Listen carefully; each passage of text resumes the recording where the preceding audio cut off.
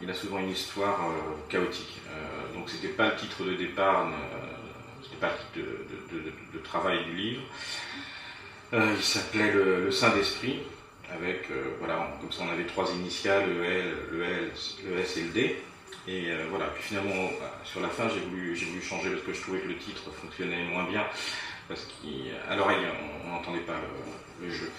Et puis bon, un titre ne doit pas non plus être trop programmatique, comme ça forcément. Donc finalement, l'expression était dans le livre, dans le chapitre sur Lucie.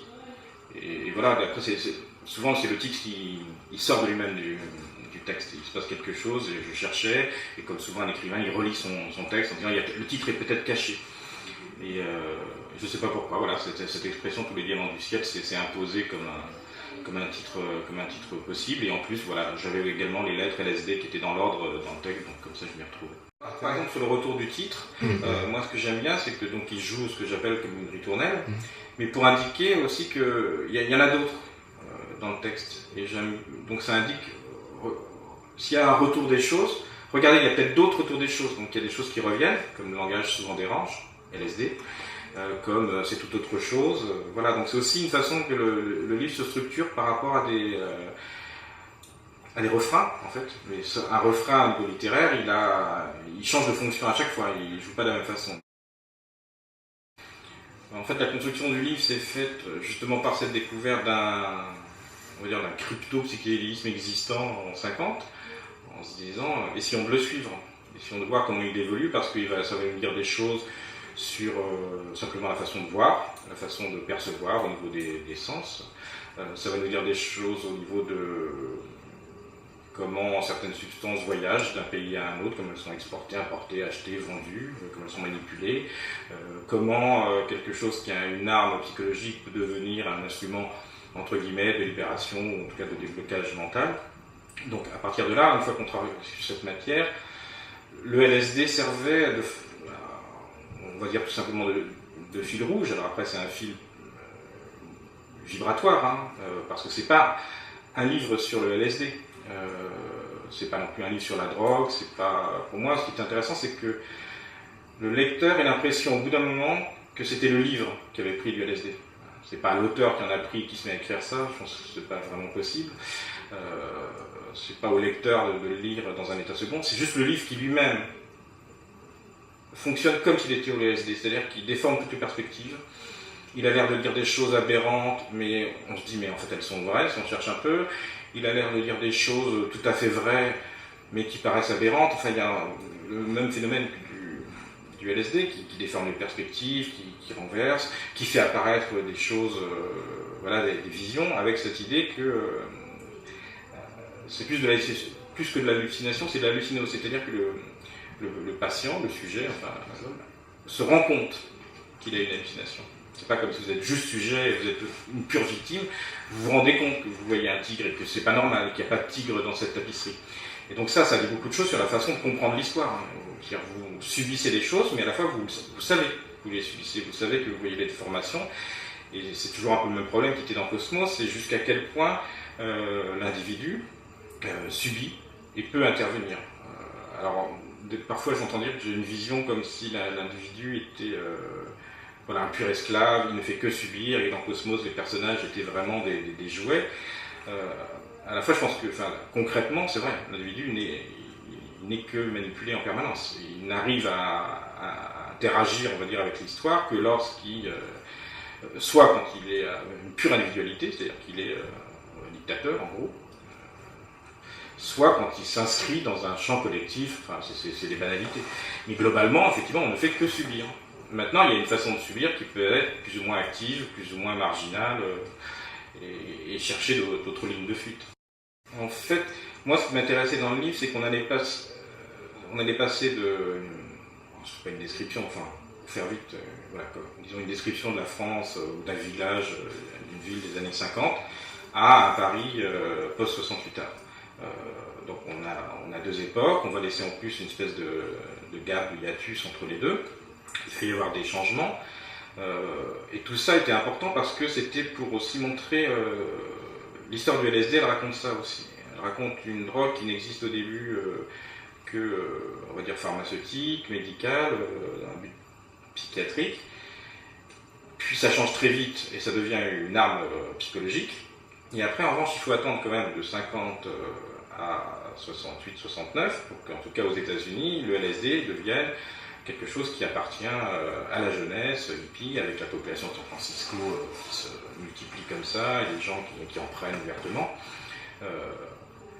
Donc là, on a une évolution d'une substance, d'une forme aussi, d'un mécanisme. Donc c'est intéressant parce qu'en revanche, ce qui se passe en 51, c'est un mini Woodstock quand même avec 200 personnes, mais près d'une fontaine à côté d'une mairie où les gens ne dorment plus et se mettent à délirer, et ça on sait, enfin moi j'ai rien inventé. Donc voilà, on avait déjà en gestation, le psychédélisme existait de façon comme pionnière dans un village de France. Ou pas le LSD, puisqu'on n'a aucune preuve, mais en tout cas quelque chose qui, voilà, on sait qui fabriquait de l'hallucination par le même alcaloïde en tout cas.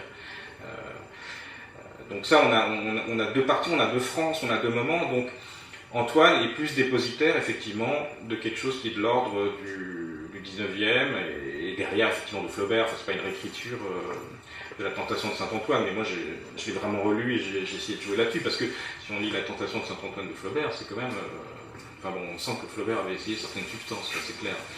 Mais c'est très intéressant cette façon de l'hallucination. Elle est forcément, au début, elle est religieuse avant de devenir, on va dire, démocratique, populaire ou quoi que ce soit. Donc voilà, ce passage, c'est pas de Flaubert aux Beatles, mais il y a un sens.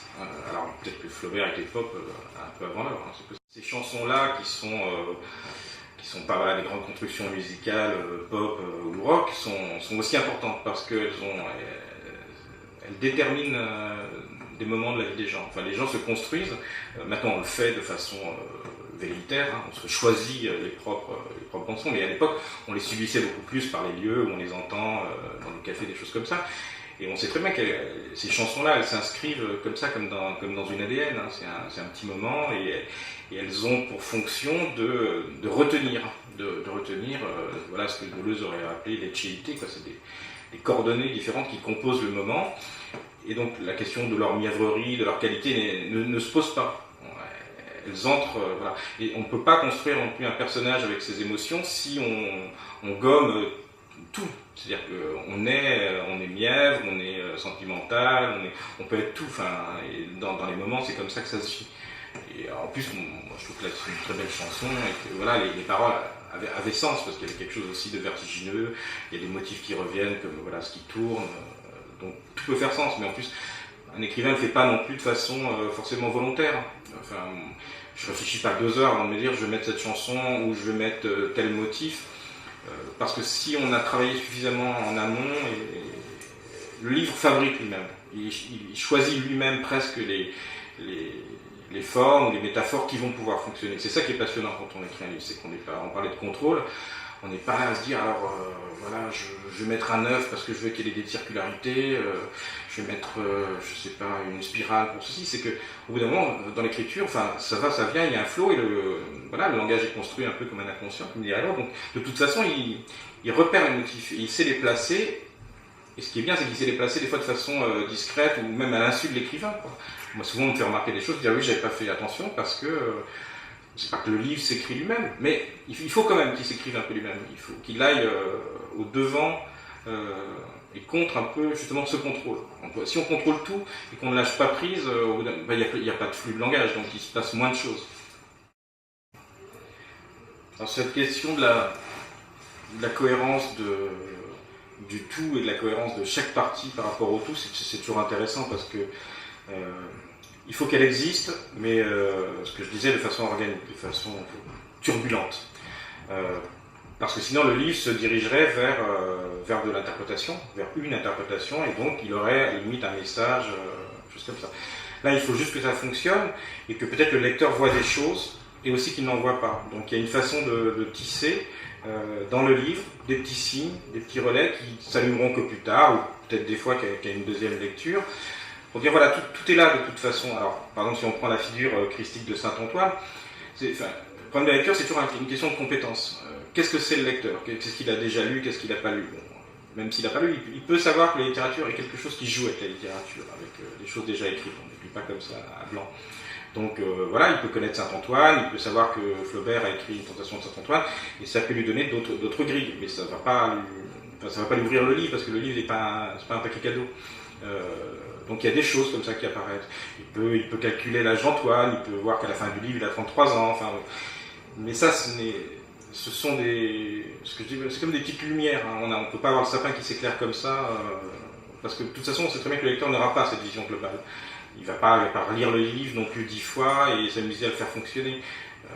Donc moi je m'amuse également à mettre à encoder des petites choses comme ça. Certaines en me disant que peut-être on ne les verra pas. Pour une chose très simple, comme je voulais que le LSD soit très présent, en fait il est présent pratiquement dans beaucoup de noms propres. C'est-à-dire que déjà tous les titres de parties forment, parce qu'à chaque fois il y a 3 chapitres, ça forme LSD si on prend la première lettre. Les noms des hôtels, le nom du sex shop, voilà, les 7 délices, chaque fois on a LSD. Donc on peut trouver ça puéril, etc. Mais c'est marqué, c'est juste pour me dire, voilà, dans la chair du livre, j'inscris les choses. Donc elles sont là, le LSD est présent sous une forme, voilà, un peu comme l'ADN, c'est pas ADN, mais c'est LSD. Et donc ça ne sert à rien, au sens où on n'est pas dans un livre, les choses ne sont pas là pour servir à quelque chose, mais elles sont là. Et donc on peut les voir, ne pas les voir, et peut-être on peut les voir sans les voir, c'est-à-dire qu'au bout d'un moment, le lecteur travaille avec le langage, donc il sentira ces choses-là. L'écriture du chapitre qui se passe à Pont-Saint-Esprit en 51 n'est pas du tout l'écriture de quand on est à Paris en 69. Donc j'aime bien aussi j'ai une façon de résumer ça qui est un peu peut-être absconce, mais qui est dire ce qu'on fait et faire ce qu'on dit. Donc là on est en 51, j'ai pas envie de bousculer l'écriture dans un sens qui remporte à faux par rapport à ce que je veux décrire. En revanche, quand je suis dans Paris en 69 et que je veux rendre ce que c'est Paris en 69, il faut que l'écriture, elle change de vitesse, elle change d'angle, elle ait des ruptures complètement différentes, parce que c'est pas juste les petites notations qui font le décor, qui font que les gens, par exemple, qui connaissent Paris en 69, ou qui l'ont connu, peuvent sentir ça. C'est parce que vous dites qu'il y a un Saint-Brieuc et Saint-Zano, qu'à telle époque il y avait le film Macadam Cowboy. Évidemment, mais ça c'est du pur travail à la limite de décorateur, comme au cinéma, pour donner un effet de réel. Alors, en revanche, pour moi, il est plus important de le donner dans cette écriture qui change tout d'un coup, et qui fait que, pour moi, on impose quelque part au lecteur des régimes de lecture très différents pour qu'il y ait un effet sur lui, pour que lui-même vive la lecture comme une expérience qui est une question d'attention. Comment faire que chaque fois ça soit tout autre chose? C'est pour pas que je m'ennuie et pour pas avoir ce sentiment dont je parlais, qui est horrible de se pasticher. C'est-à-dire qu'un écrivain qui ne renouvelle jamais son système. Alors des fois ça marche, hein, il y a des écrivains qui ne renouvellent pas vraiment leur système, mais bon, ça fonctionne. Après on aime ou on n'aime pas, hein, mais voilà. Moi j'aime bien que ça change parce que je veux chaque fois que ça s'adapte à l'objet dont je parle. Donc si c'est dans le 19e, je veux que ça soit comme un livre qui soit écrit par le 19e lui-même. Quand c'est sur Cosmos, voilà, je joue sur des thèmes, sur la féerie, sur des fonctionnements différents. Donc là, quand je vais passer à autre chose, je vais forcément essayer de me poser des contraintes et de m'offrir des libertés qui me permettront justement de faire encore toute autre chose. Et c'est ça qui est super excitant, parce que ça veut dire que chaque fois que vous créez non pas un monde, mais vous créez les conditions, le possible d'un monde littéraire qui est différent, où vous allez pouvoir vous renouveler. Et ça c'est important, parce qu'il n'y a rien de pire que de ressasser les choses. On a trouvé son écriture, on est content et on le fait.